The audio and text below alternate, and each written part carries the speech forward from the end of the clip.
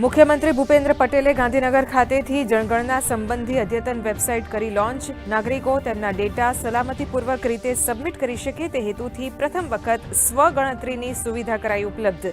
2027ની વસ્તી ગણતરી માટે મહત્વપૂર્ણ સાબિત થશે વેબસાઇટ.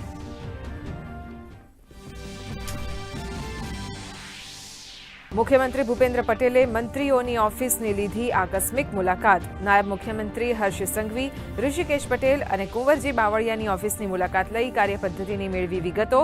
ઓફિસમાં આવેલ અરજદારોની પણ સાંભળી રજૂઆત.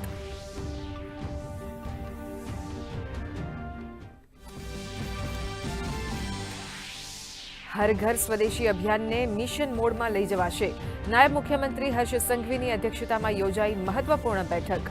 સ્વદેશી ખરીદીને પ્રોત્સાહન મળે તે માટે ગુણવત્તાયુક્ત ઉત્પાદનો તૈયાર કરવા પર મૂક્યો ભાર. કહ્યું, સરકારી વિભાગો દ્વારા સ્વદેશી ઉત્પાદનોના ઉપયોગથી મુહિમને મળશે વેગ.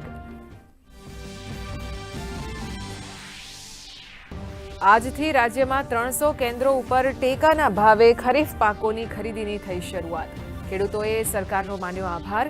રાજ્યમાં પ્રથમ વખત પોઈન્ટ ઓફ સેલ મશીન કે ફેસ રેકગ્નિશન દ્વારા ખરીદી. સમગ્ર પ્રક્રિયાનું થઈ રહ્યું છે મોનિટરિંગ.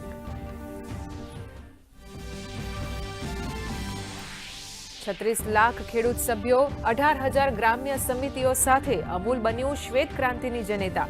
સહકારિતા મંત્રી અમિત શાહે આંતરરાષ્ટ્રીય સંમેલન ખાતેથી અમૂલ અને ઇફકોને વૈશ્વિક પટલ પર મળેલી સફળતા બદલ વખાણી. કહ્યું, સહકારિતા ક્ષેત્રની સંકલ્પના આજે પણ પ્રાસંગિક અને જીવંત.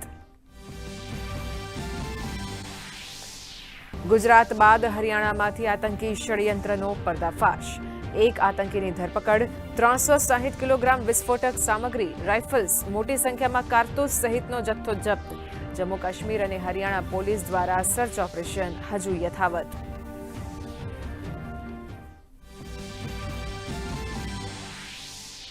રાજ્યમાં છેલ્લા 11 વર્ષમાં અંદાજે 15.89 કરોડ કરતાં વધુ બાળકોની વિનામૂલ્યે કરાઈ આરોગ્યલક્ષી તપાસ.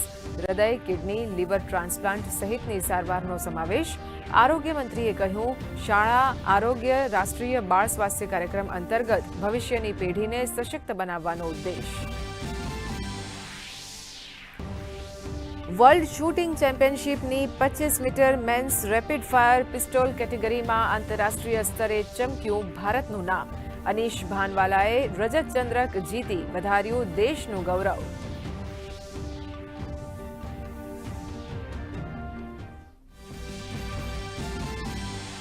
સપ્તાહના પ્રથમ કારોબારમાં ભારતીય શેરબજારમાં તેજીનો માહોલ. સેન્સેક્સ 319 અંક ઉપર ચડ્યો. નિફ્ટી 25,550ની સપાટીને પાર. ઇન્ફોસિસ સહિત આઈટી શેરોના ભાવમાં ઉછાળો. સોના ચાંદીના ભાવમાં પણ ચમકારો.